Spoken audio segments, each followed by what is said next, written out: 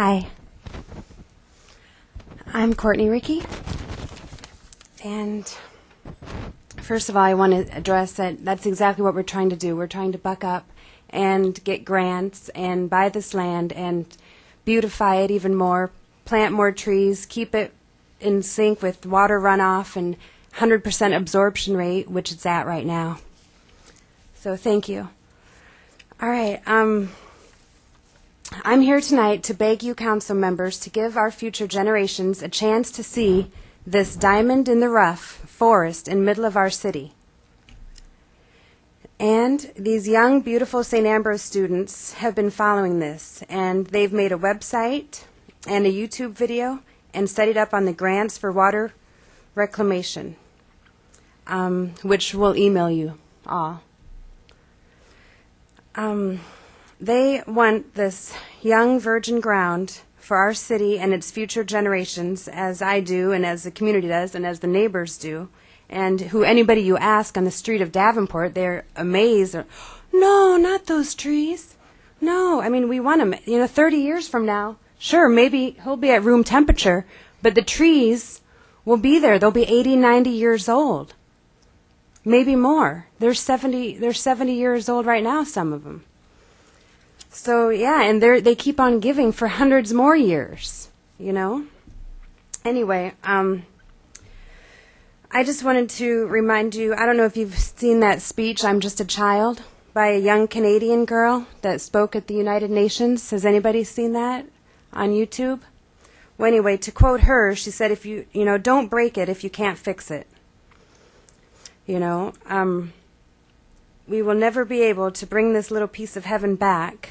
I mean, once they're cut down for him making wooden pallets, because that's what he told me he makes a lot of money from. He actually wants to cut them all down. He's the timber man who's buying the forest. Anyway, I don't know. Let's see. So we'll never be able to get that little piece of heaven back, but we will be able to make it better by planning more.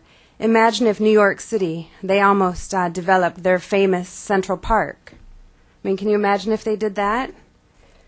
Today I was at Brady and Kimberly Road, and I was just, I took my 6-year-old, it's her birthday today, and I took her to Chuck E. Cheese, and on the way home, we were sitting there at the intersection, and two trucks went by, the same company, they have 2 trucks, and just black smoke pouring out. I could actually see, I don't know if you guys could ever see the carbon monoxide in the street, like this weird oily look, glare kind of. And I mean, I even took a picture of it, and you could see it, which is very rare when you can't really see it with the picture. But anyway, it was pure black smoke, and then I looked over at the trees, like I do every time, and I'm sure a lot of the city does now, because they're aware of it. And I thought, wow, they're really cleaning that air. And I thought if they were all cut down and there were none there, I mean, it would be like hard to breathe. I don't even want to be in that area. And I really feel sorry for the neighbors who will have to put up with all that.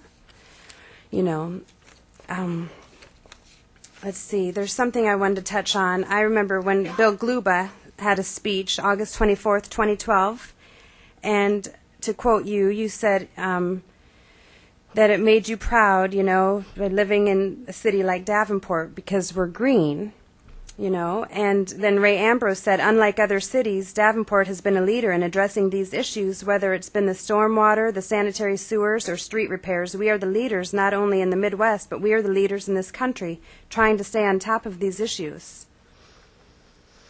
So I just wanted to bring that to your attention and remind you about that speech that day and how proud we all are of being green. And I don't know how we can really replace 70-year-old trees. We can plant more, like, the gentleman in the red told me, just plant another one.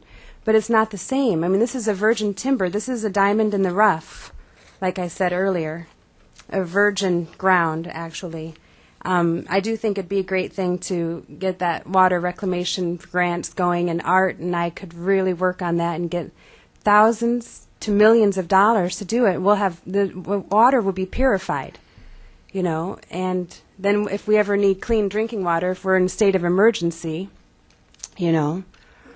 then we have that. Go to water. And I think water is actually the most important thing. I think 70% of our bodies, or brain, is made up of water, too. I'll have to look into those facts, but, I mean, it is important. Thank you.